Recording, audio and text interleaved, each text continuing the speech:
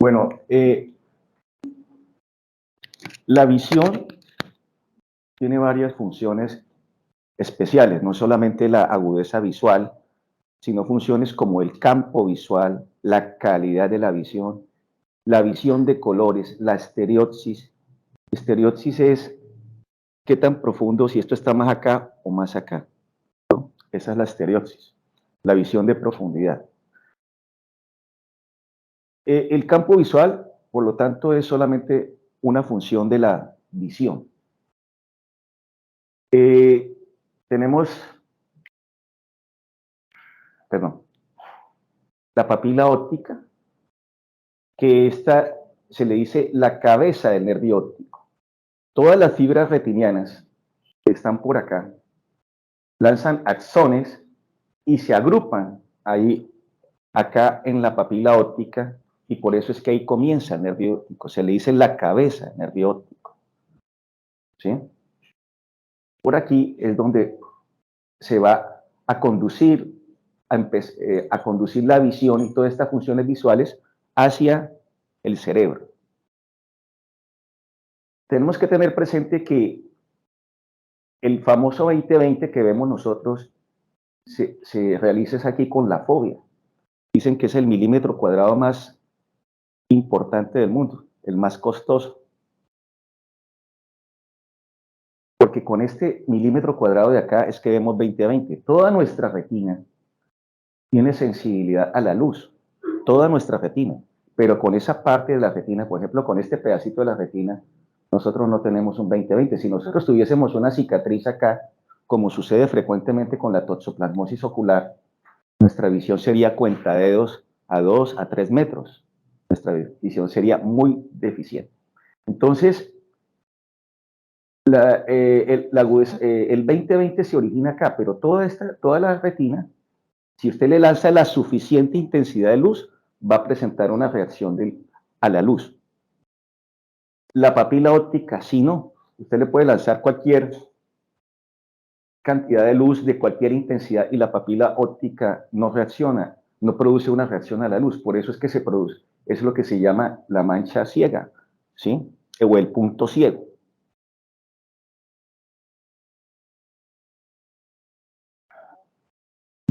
Hay que notar que la fobia se encuentra temporal a la papila, un poco temporal y un poco inferior a la papila, ¿sí? Más o menos unos 3 milímetros temporal a la papila óptica y un poquito inferior. Bueno. En esta diapositiva, nuevamente vemos la retina y vemos que las fibras de las células ganglionares, por ejemplo, las de la fobia salen aquí derecho, hacia el nervio, hacia la papila óptica, y eso se llama el haz papilomacular. Pero las de por acá, temporales, se van de una manera como arqueada, ¿sí? En la parte nasal también, de una manera arqueada. Esa disposición así es importante para analizar los campos visuales. Y otra cosa importante es que hay un rafé horizontal, o sea, hay una división anatómica de que las fibras que están abajo o arriba no cruzan este rafé horizontal en ningún momento. Eso nos ayuda también estos conceptos nos ayudan para ubicarnos en las alteraciones del campo visual. Esta es otra descripción esquemática. Entonces, perdón.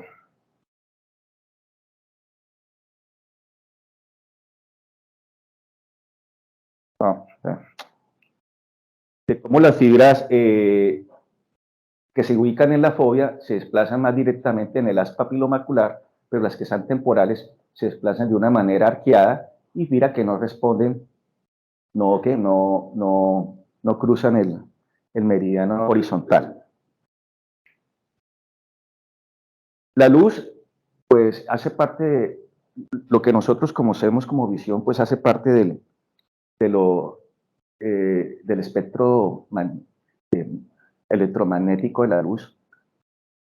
Pero la luz comprende todo esto, pero lo que conocemos como luz es esta parte, ¿no? Y estas son las longitudes de onda de los diferentes colores.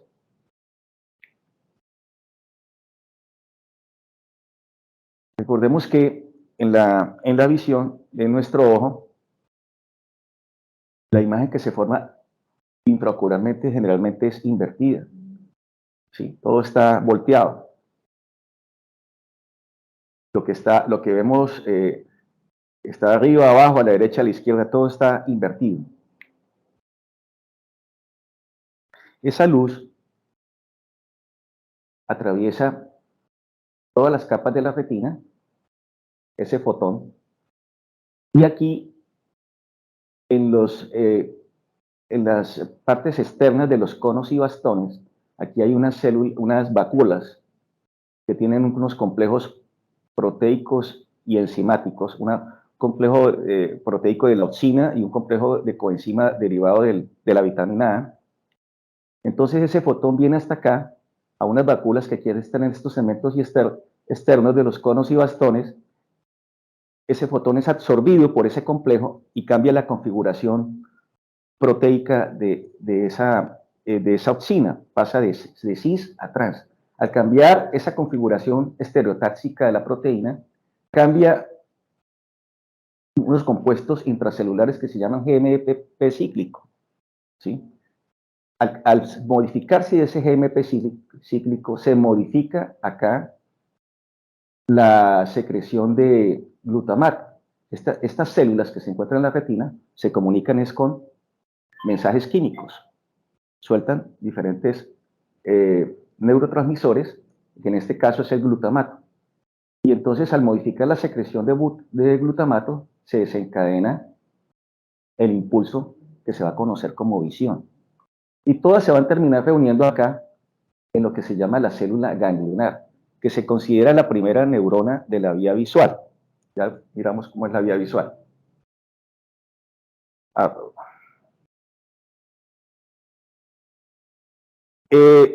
Estas son las vacuolas que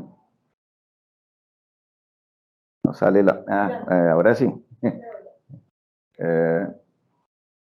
Estas células que se llaman las células ganglionares son las que se van a llamar la primera neurona de la vía visual. Estas células que reciben la luz acá se llaman conos y bastones. Hay tres tipos de conos, uno para el azul, otro para el verde y otro para el rojo. La combinación de ellos es lo que nos da toda la visión de colores. ¿Sí? Es la visión de colores. Estos conos se presentan con mayor densidad, es en la fovea. Y los bastones se encuentran pues, más densamente en la periferia. Ellos son los que nos van a dar la sensación de movimiento o de luz y de sombras. Con los conos es que miramos, perdón, con los bastones es que miramos las estrellas. Cuando ustedes miran a las estrellas, están usando más los bastones. Estos conos, como les dije, hay uno verde, hay para absorben la luz roja, otros reaccionan al espectro de la luz azul y otros para el espectro de la luz verde. ¿Sí? El rojo y el verde se originan genéticamente de un cromosoma X. Por eso los hombres tienen más problemas o con más frecuencia en la visión de colores. Ahora entiendo. Gracias por el dato. Cromosoma X. Pero dijimos que la primera neurona está en la...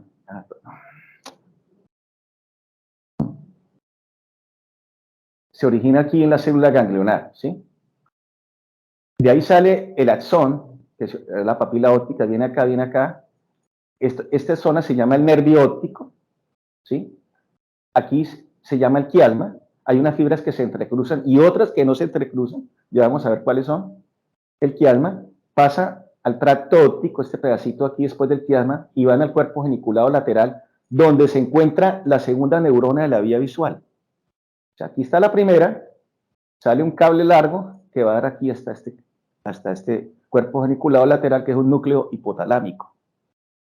Y después de el cuerpo geniculado lateral sale otra neurona, a su vez, otro axón, que va a dar aquí a la corteza occipital, al área 17, 18 y 19 de Brodmann. Esa es la vía de la visión. ¿Sí?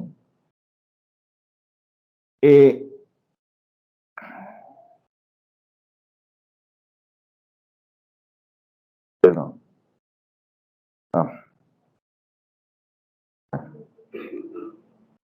Si usted tiene una lesión acá, hasta los 2/3 distales del tracto óptico, aparte que vas a tener problemas de campo visual, también vas a tener un problema en tu reflejo pupilar. ¿Sí? Porque de estas zonas que sale hacia los colículos superiores, las neuronas que van a hacer parte del reflejo de miosis en la pupila. Y si tienes una lesión que compromete el cuerpo geniculado lateral, también se va a presentar una atrofia óptica. Entonces, esos son puntos importantes y consideraciones importantes para ir ubicando una lesión, ¿no? Las lesiones que comprometen hasta los 2/3 distales pueden comprometer el reflejo pupilar, y si se compromete el cuerpo geniculado lateral, se va a producir una atrofia óptica. ¿Por qué? ¿Por qué se produce una atrofia óptica? Porque esta neurona se comunican las dos entre esta y la esta, como si le faltara alimento a esta si le tiene un daño a esta. Eso es, pues, esa es la lesión. Voy a tratar de hablar de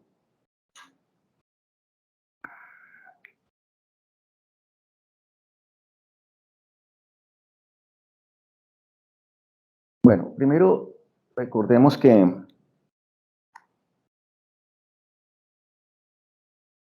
la zona temporal ve campo visual nasal.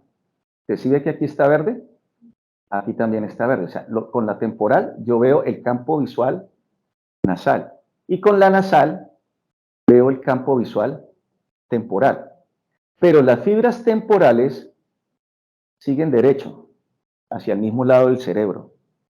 Y las fibras nasales sí se cruzan, aquí en el quiasma. ¿Sí? Entonces, el quiasma está hecho de fibras que vienen de la zona nasal de cada ojo, y ellas ven, son la zona temporal de cada ojo. ¿Okay?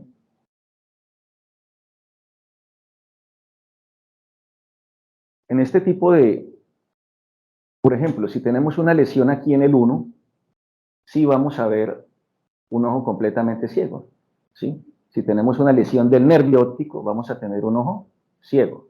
Si tenemos una lesión en el quiasma, si tú cortas con un cuchillo aquí el quiasma, vas a tener una hemianopsia, los campos visuales temporales van a estar comprometidos. ¿Por qué? Porque los que cruzan aquí son las nasales. Los que cruzan el quiasma son las nasales. ¿Y qué ven las nasales? Las zonas temporales. Entonces, si tú coges con un cuchillo y cortas acá, tienes una hemianopsia bitemporal. Si coges también y cortas aquí en el tracto óptico, de ahí para atrás, las lesiones van a ser del mismo lado. No, por ejemplo, aquí fue una del lado derecho y aquí otra del lado izquierdo, aquí en el quiasma, ¿sí? Fueron bitemporales, pero esta está a la derecha, si yo me paro de frente, esta está a la derecha y esta está a la izquierda. Y ahí para atrás las lesiones son del mismo lado, o son derechas o izquierdas. Generalmente si la lesión, si hay una lesión en la vía visual izquierda, las deficiencias van a ser del lado derecho. ¿Sí? Entonces, si cortas con un cuchillo aquí, vas a tener una hemianopsia bitemporal. Cuando ya sale, pasa el cuerpo geniculado lateral y sale a la radiación óptica, como es que esta radiación óptica se abanica, mejor dicho, el nervio óptico se abanica, y él va a cruzar por diferentes zonas cerebrales. Lóbulo cerebral, pasa por el temporal, pasa por el parietal hasta llegar al occipital. Entonces, se abanica, entonces una lesión tendría que ser suficiente, muy grande por acá para poder llegar a hacer esto. Entonces, generalmente estas lesiones se inician como cuadrantopsias, podrían llegar a ser algo parecido a esto, ¿sí? De hecho, mira, aquí hay una parecida, ¿sí? Entonces, se inician como cuadrantopsias, o sea, en un solo pedazo del otro lado. Las temporales dan defectos superiores, y el lóbulo parietal, como está arriba, daría cuadrantopsias inferiores. hasta llegar al lóbulo occipital. Entonces, estas son las diferentes lesiones que se pueden obtener en la vía visual. En la vía visual, vamos a ver qué puede pasar en la retina, por ejemplo, o en el nervio óptico. Esto es en la vía visual. Es frecuente que antiguamente y todavía, mucho antes de los TAC, los campos visuales parece que se usaban, y todavía se siguen usando para determinar la evolución de un tumor cerebral, un absceso o una oclusión, o cualquier cosa que pueda evolucionar. En neurología se usan los campos visuales para determinar si algo está verdaderamente creciendo o no. Es muy frecuente que usen eso, por ejemplo, aquí en los tumores de hipófisis. Pero, ¿qué es el campo visual? El campo visual es la porción de visión que un paciente puede abarcar en un momento dado cuando fija la vista en un punto. O sea, yo fijo la vista acá, pero mi campo visual es todo esto. Es todo esto. Pero es un test psicofísico, influenciado por muchos factores que se deben repetir para confirmar. Los test psicofísicos tienen el problema de que tienen mucha variabilidad, ¿sí? Este es un examen que, para estar completamente seguro que verdaderamente el daño es cierto, tiene que cumplir varios requisitos. Uno de ellos es que se pueda repetir, que se repita, ¿sí? Y que se halle lo mismo. De cierta manera, por ejemplo, las gafas, cuando se formó las gafas es un test psicofísico, y a ustedes le preguntan, doctora Ana, ¿dónde ve mejor? ¿Ve mejor con este lente o con el otro lente? ¿Con este lente o con el otro lente? La doctora Ana dice aquí, con este lente, y se va para el otro lado y dice, contesta que con el otro lente. O sea, uno mismo tiene variabilidad en lo que contesta. Uno, no solamente de eso depende también de la iluminación del cuarto, de muchas cosas. Entonces, este examen tiene eso, tiene mucha variabilidad.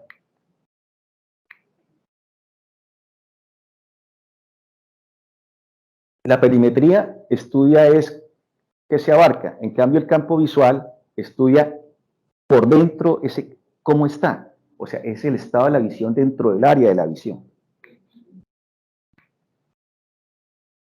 Los campos visuales se vienen usando desde el siglo XIX. Existe la campimetría por confrontación, que me míreme acá, y entonces yo pongo y usted me mira este ojo, y yo busco un lapicero, que cómo lo ve. Esa es la campimetría por confrontación. La otra vez usaban una cosa que se llamó pantalla tangente, que puede que todavía curiosamente esté dentro de los requisitos del Ministerio de Salud, que todo consultorio de oftalmología tenía que tener una pantalla tangente, cuando eso hace más de 50 años ya no se está usando. Pero esa es la perimetría cinética. Cinética es que usted pone algo que se mueve y usted dice, ya lo vi, ya no lo vi. En cambio, en esta, la que usamos casi siempre se llama, actualmente acá, es una perimetría estática, o sea, es una cosa que está quieta y que te está examinando, no se está moviendo, no hay nada en movimiento, una perimetría estática. Le dicen de blanco blanco. Bueno, perdón. Sí, ya. Hay que tener en cuenta en el campo visual dos conceptos, que es los umbrales, varios conceptos. Uno es el umbral. El umbral es la capacidad de detectar un estímulo iluminoso sobre un fondo iluminado. Fíjese que el cantímetro es una cúpula y tiene un fondo iluminado. Es la capacidad de detectar un estímulo luminoso dentro de un fondo iluminado. Ese estímulo, para que se considere umbral, tiene que verse el 50% de las veces que se presenta. O sea, el umbral no es lo que usted más ve, sino lo que se ve el 50% de las veces. Entonces el umbral, perdón, otra vez, es que hundo acá, no, bueno, ahí estoy hundiendo bueno, no sé. El punto, sí, no sé, se me cruza, bueno, déjamelo ahí. Bueno, okay. El umbral es este. Nosotros pudimos haber visto esto como bueno, como lo que mejor vimos, pero ese no es el umbral. El umbral, él es el 50% que vimos un estímulo. El estímulo que 50% lo vimos. Ese umbral es más alto en la fobia, más o menos en una persona joven es de 37 a 38 decibeles, pero en la periferia va disminuyendo. Es como una montaña. No es el mismo umbral en la fobia que en la periferia de la retina. Otro concepto que hay es que la intensidad con la que se produce la luz se mide en esto, apostiles, digamos que se llama. Realmente parece que ese tipo de unidades ya no se usa, pero así está escrito en los libros, ¿sí? Pero en el equipo o se registra mejor, aunque la intensidad de la luz, la intensidad lumínica se mide en apostiles, la sensibilidad de la retina lo medimos es en decibeles. Ese decibel es una unidad logarítmica. Ahorita les explico qué pasa con eso. Y son inversamente proporcionales. En esos equipos se colocan unos filtros. Entonces, la sensibilidad de la retina es inversamente, que se mide en decibeles, es inversamente proporcional a la intensidad, a los apostiles.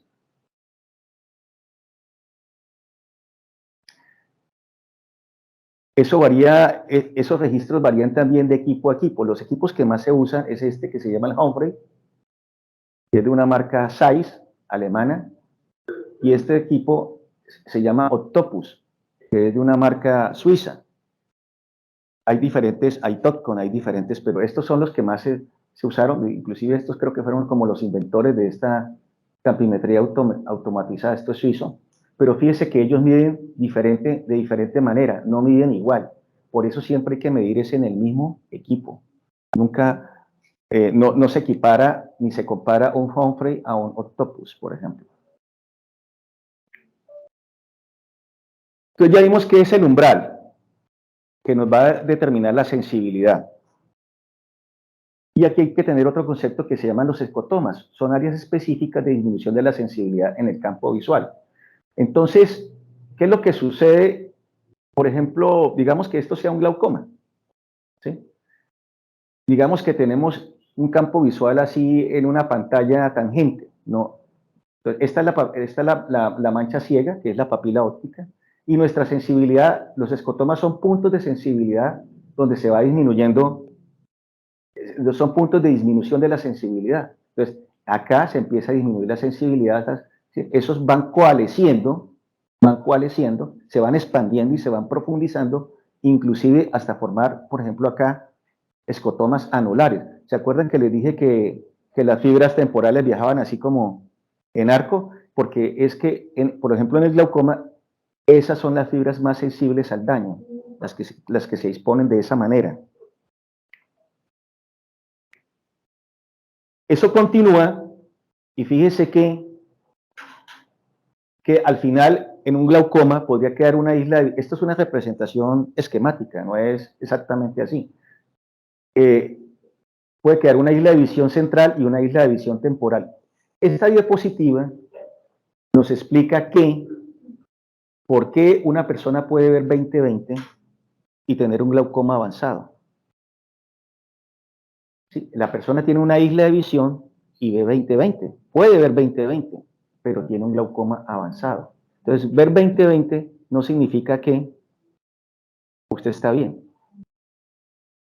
Entre otras cosas, pues el glaucoma, por ejemplo, es una de las epidemias del siglo XX, así como XXI, perdón. Así como la diabetes fue la epidemia del siglo XX, en este siglo es una gran epidemia el glaucoma por el envejecimiento poblacional. Sus bisabuelos o abuelos murieron de 60 a 50 años. Ellos pudieron haber tenido glaucoma, pero ni se dieron cuenta que tenían glaucoma. Pero ya la gente está muriendo de 80, 90, 100 años, sí van a desarrollar glaucoma, porque esto va directamente relacionado con el envejecimiento poblacional. Todos nosotros los latinos, sobre todo los latinos, tenemos glaucoma después de los 80 años a la lata. Nosotros a los 40 años no tenemos, de pronto estamos un poco menor que los caucásicos, pero a los 80 años nos pasamos a casi todos, porque el glaucoma va subiendo. Este es un registro de un Humphrey. Entonces, para que entiendan el concepto de glaucoma, esto no es un glaucoma, de los escotomas, perdón, esto no es un glaucoma. ¿Qué es lo que pasa aquí? En este punto. Esto fue una gente que ellos dicen que acá, esta persona en este punto no vio algo que el 99.5% de las personas sí puede ver. Entonces, cuando usted no puede hacer algo que el 99.5% de las personas sí lo puede hacer, pues eso está extraño. Entonces, así es como se comienzan estos estudios. Entonces, este de acá ya no es el 99.5, sino el 99%, por ejemplo. Y este ya es el 95%. Entonces, la configuración o los patrones, nosotros estudiamos más que todos los patrones de estos cambios, es lo que nos lleva a decir tal enfermedad o tal otra.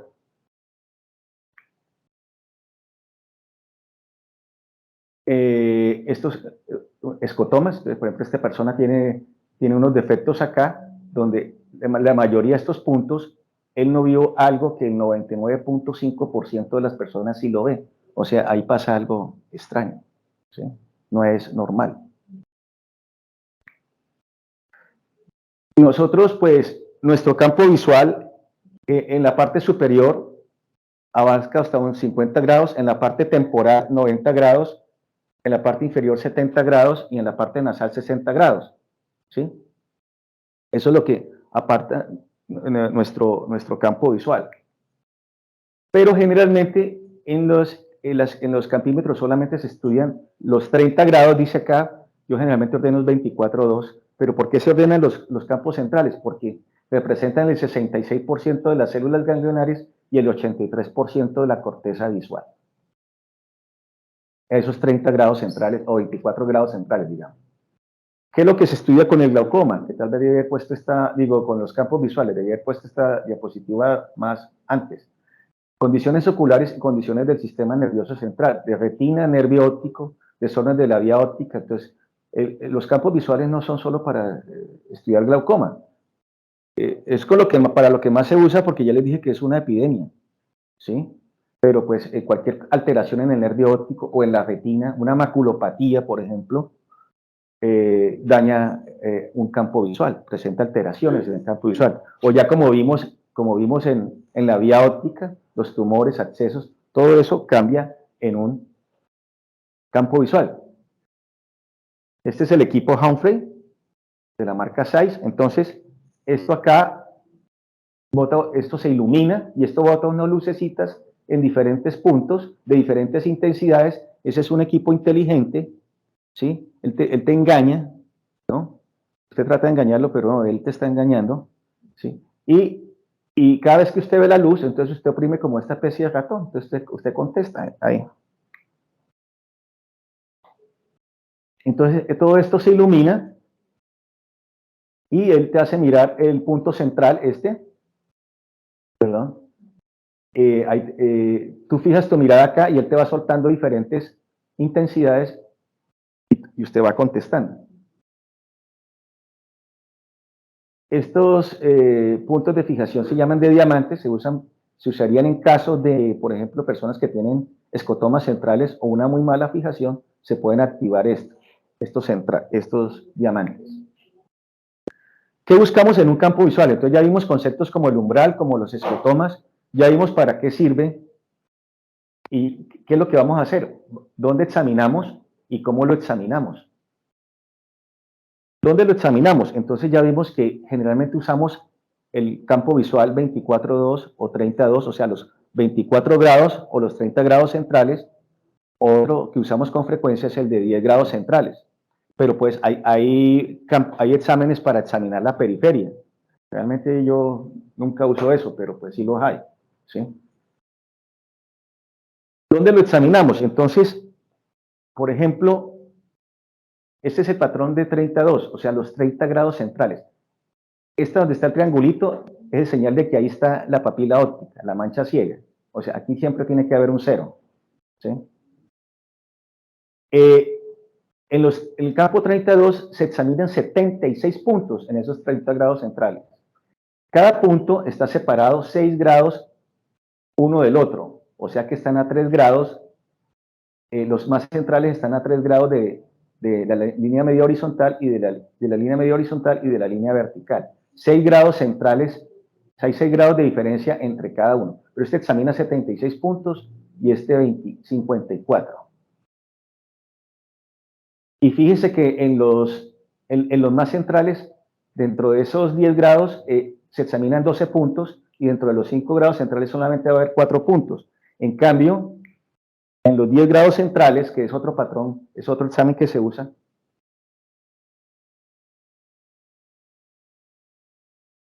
en los 10 grados centrales se examinan 68 puntos. Estos 10 grados, este 10-2 se usa para cuando ya hay un daño muy extenso,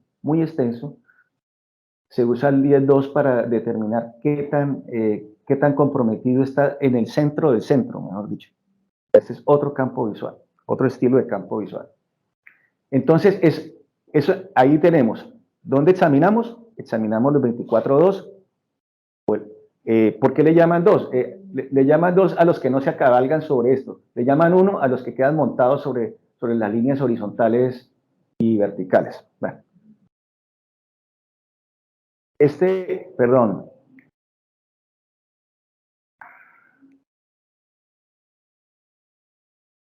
Este 10-2 logra examinar 68 puntos porque la diferencia ya no está a 6 grados del uno del otro como acá, sino que aquí está a 2 grados. Por eso es que caben tantos puntos en solo 10 grados. Entonces aquí nuevamente, aquí vemos que examinamos son los 30 o 24 grados centrales, pero pues hay campos para examinar 60, etcétera. Entonces por eso se llaman 32, 24-2. Ese es el origen del nombre, ¿sí? De ese nombre. Y cuando decimos, por ejemplo, cita estándar o cita tal cosa, es porque hay una cosa que se llama, eso se llama la estrategia. Para explicarles la estrategia, ¿cómo la hacen? Ellos lanzan un primer estímulo, el equipo, que generalmente es un poquito supraumbral. Entonces usted dice, lo veo, uno, primer botón, le bajan 4 decibeles, lo veo, le bajan otros 4 decibeles, aquí ya no lo veo, y se devuelven, aquí vienen en 4, y aquí cuando suben, se devuelven, pero de 2 en 2. Entonces aquí no lo veo, y aquí lo veo. Entonces ellos toman la mitad. Entonces así es como determinan el umbral. Entonces, en el mismo punto, ese equipo en el mismo punto te botó una intensidad. Al rato te botó esta, lo viste. Después te botó esta, no lo viste. Estos tienen escalones de 4 decibeles. Después se sube, y a 2, este tampoco lo veo. Y este ya lo vi. Entonces, este es el umbral. Entonces ya vemos que ¿qué examinamos? El campo 24-2. Sí, y este es el estilo, ¿qué estrategia se usó? En este caso es este, ¿sí? Esta no son todas las estrategias, pero esta es para que determinen, para que sepan más o menos cuál es la idea de las estrategias. La estrategia que más se usa es esta, que se llama cita. Eso es interactivo, lo inventaron unos suizos. Ella no usa este 4-2-1 como lo vimos, sino que usa los puntos vecinos para dirigir la intensidad del estímulo siguiente. Por eso es que el cita es más rápido que el otro. Nuevamente, las lesiones, en el caso de la vía visual, ya dijimos, el nervio óptico acá es la 1, en el quiasma son bitemporales y de ahí para atrás son del mismo lado y generalmente corresponden por ejemplo, si estas están aquí al lado izquierdo, derecho, la lesión está aquí al lado izquierdo, ¿ok? Ok. Nosotros tenemos el Humphrey. Ese campímetro tiene que tener varias condiciones, una iluminación de fondo, el tamaño del estímulo, generalmente usamos el 3, los estímulos van de 1 a 5, la intensidad del estímulo varía de campímetro a campímetro, el Humphrey hasta 10.000, el octopus hasta 4.000. Tiene que tener una fijación de tipo, por eso casi todos dicen tipo central, pero pudiera ser otro tipo de fijación.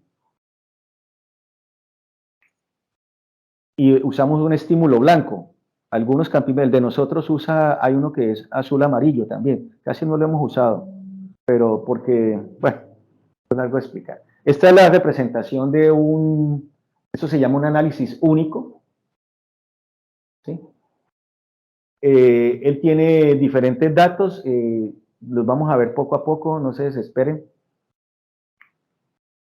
Nosotros tenemos que, pues lógicamente, identificar el paciente, que el fondo sea este, que el estímulo sea este, la estrategia que vamos a usar, importante el diámetro pupilar, una pupila de menos de 2 milímetros te va a dar una constricción generalizada del campo, tenemos que colocar la refracción y un error refractivo te baja el nivel de sensibilidad en la fobia, la edad, estos estudios están basados sobre todo en la edad.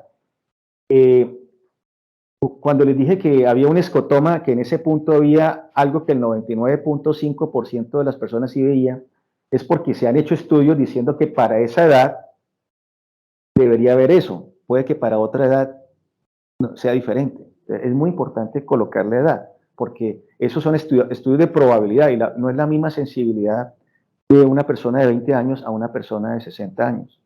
No es lo mismo. La duración del examen, esto tiene unos índices de confiabilidad, que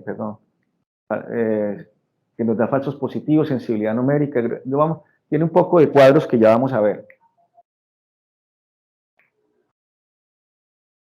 Tiene todo esto. Entonces, bueno, aquí no está tan claro, después lo vemos ahorita. Entonces, por decirlo, aquí es el tipo de examen, o sea, si es 24-2, si es 32, por aquí está la estrategia, si es cita estándar, si es umbral completo, por aquí está el tamaño del estímulo, mira, ahí dice 3, por aquí dice el fondo, este es el fondo, ¿sí?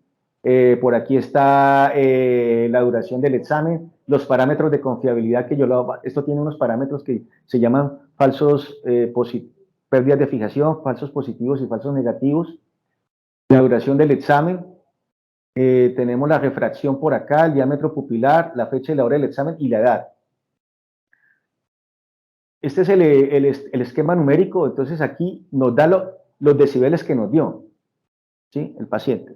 Y aquí dibuja en un gráfico de grises, según los decibeles, cómo fue eso. Es una gráfica de escala de grises. Este de aquí se llama la desviación total. Por ejemplo, es que aquí no se ve tan claro, pero supongamos que este es un -2. ¿Qué significa eso? Que este paciente vio en ese punto 2 decibeles menos que el promedio de la edad de esas personas, ¿sí? Y aquí se llama la desviación ejemplo. Ahora les explico en qué consiste la desviación ejemplo. Y estos son los gráficos que dibujan en probabilidades, con estas probabilidades, qué tan probable es que esto sea normal o anormal, ¿sí? Entonces, llama el test de mi campo los índices globales y el tracking. Nuevamente lo mismo. El tipo de prueba, la estrategia, el estímulo, el fondo, el diámetro de pupila y la edad, lo más importante, la edad. Las pérdidas de fijación, los falsos positivos, falsos negativos. Las pérdidas de fijación, pues, son las veces que el equipo, por ejemplo, te estimuló sí, que el paciente, como él tiene un tracking, entonces te voltea, te anota cuando tú...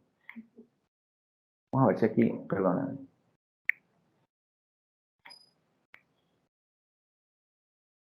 Perdón.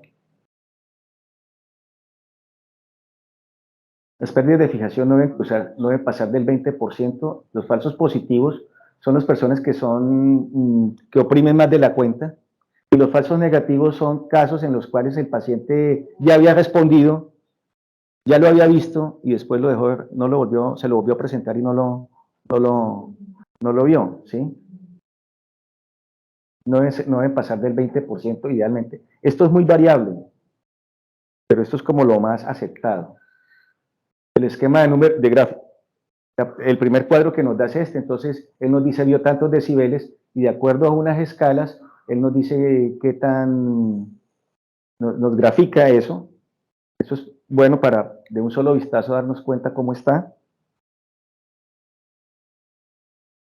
El gráfico de desviación total, entonces, por ejemplo, aquí nos dice que el paciente en este punto dio 2 decibeles menos que lo que ve una persona normal, y aquí y hay un gráfico de probabilidad, por ejemplo, eso quiere decir que ahí el paciente, por ejemplo, en este punto, esto, se cae fuera del 95% de la normalidad en ese punto. Eso es lo que trata de describir el tercero, o sea, este -3 acá, está fuera del 95% de la probabilidad. Esa es la desviación total. Y la desviación ejemplo es una gráfica que nos enseña que nos trata de determinar la irregularidad de la superficie retiniana. Eso es importante, por ejemplo, en casos de que haya una catarata, en que va a haber una depresión de la sensibilidad y que hay por ejemplo, hay una catarata y glaucoma. Ambos nos deprimen el campo visual, pero el glaucoma nos lo deprime en ciertas partes. Entonces, lo que hace con esta desviación, ejemplo, para resaltar más esa pérdida por el glaucoma, ellos anotan todas estas sensibilidades en orden, todas. Pero, por ejemplo, ¿cuál es la menor sensibilidad? Bueno, 0. Este es el otro 0. Lo anotan en orden, por ejemplo. Después, supongamos que sigue este -1. Después anotan otro -1. Entonces, ellos toman la séptima sensibilidad y se la suman a esta. Y vuelven y hacen otro cuadro acá, sobre qué tanto cambió o no. Le suman la séptima sensibilidad a esto y sacan este cuadro. Eso resalta las irregularidades. Por ejemplo, esto fue esto fue el gráfico de grises. La desviación ejemplo nos dijo que este paciente está mal, ¿sí? Porque mire toda esta cantidad de escotomas, pero cuando le hicimos la desviación ejemplo, nos dimos cuenta que hay unas zonas más profundas que otras. Entonces es probable que aparte de una catarata, este paciente puede tener aparte de una pérdida generalizada, tiene una pérdida focalizada. O sea que aparte de la catarata puede tener un glaucoma. También existe las pruebas de mi campo. Estas pruebas de mi campo comparan, esto sí es específico para glaucoma, comparan los puntos espejos, un punto con otro. Deberían ser similares. Cuando se vuelven muy disímiles, entonces esto da este tipo de resultados dentro de límites normales, fuera de límites normales. Caso dudoso, depresión general de la sensibilidad o sensibilidad normalmente alta, es lo que reporta esa prueba de mi campo de glaucoma. La desviación media nos dice que en promedio de todos los resultados, qué tanto se desvió de lo normal. Lo normal es aceptable de 0 a 2. Y esto y la desviación estándar modelo nos va a indicar, sobre todo cuando tiene una P menor de 5, qué tanto irregularidad hay. Esta desviación, esto nos da de la depresión generalizada y esta de la irregularidad de la superficie. Perdón. Y el tracking, pues nos mira qué tanto parpadeamos o qué tanto volteamos el ojo. Nuevamente, las mismas lesiones dibujadas, eso es en la vía visual, que ya las explicamos varias veces. Y estos son casos de nuestra clínica. Por ejemplo, este paciente tiene una mianopsia bitemporal. Entonces, ¿dónde estará la lesión? ¿Cuáles están dañadas? ¿Las qué? Son temporales. Entonces, las que están dañadas son las nasales, las que se cruzan. Entonces, la lesión está en el quiasma. ¿Sí? Es posiblemente un tumor hipofisiario, pero no siempre son tumores hipofisiarios, depende de dónde venga la lesión. Si viene de abajo, es un tumor de hipófisis. Si viene de arriba, es un craniofaringioma. Y si viene de lado, es un meningioma. Este de acá, tal vez debí haber puesto esta aquí. Si yo me paro de frente y colocara, aquí me equivoqué, si colocara aquí la derecha, el que dice derecho, entonces vemos que las lesiones están al lado izquierdo. Entonces la lesión está del quiasma para atrás, porque es una hemianopsia homónima. Si yo coloco este acá, nos damos cuenta que las lesiones son izquierdas. Entonces las lesiones están posteriores al quiasma. También es un caso de aquí. Fíjese que estas lesiones neurológicas tienen una característica muy clara, que es que respetan la línea media, vertical. Mientras que las del glaucoma tratan de respetar la línea media horizontal. Bueno, digamos entre comillas,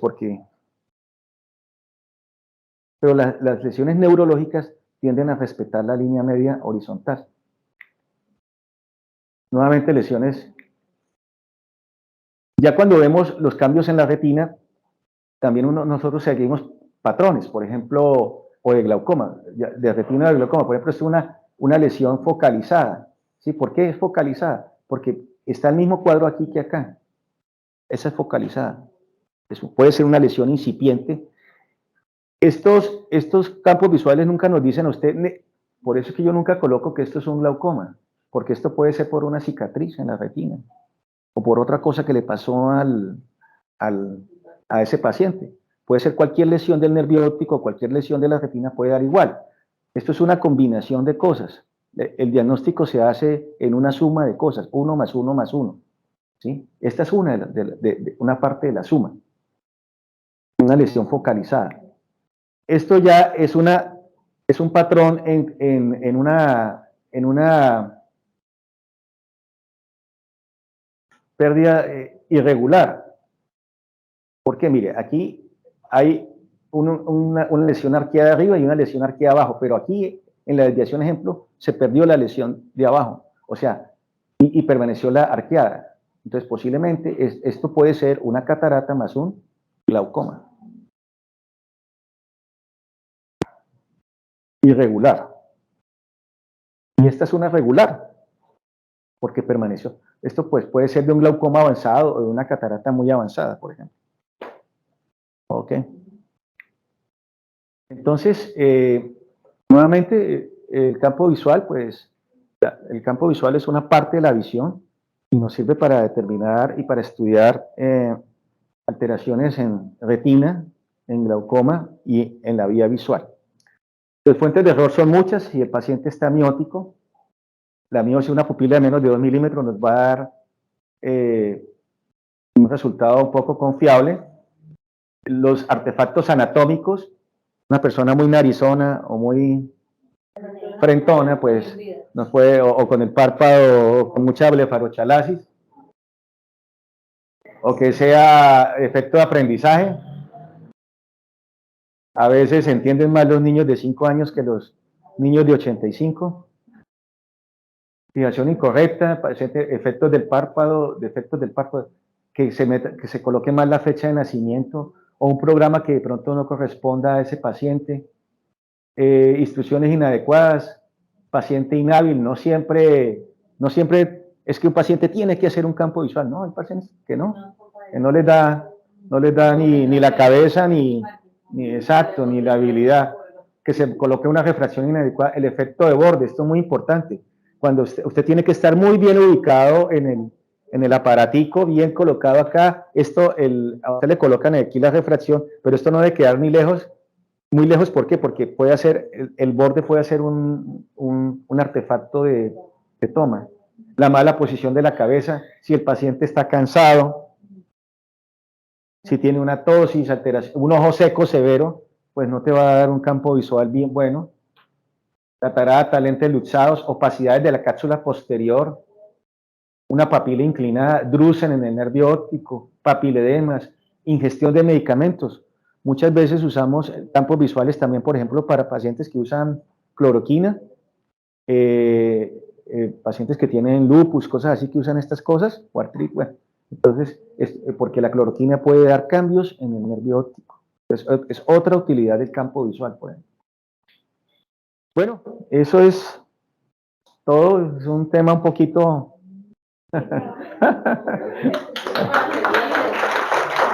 Sí.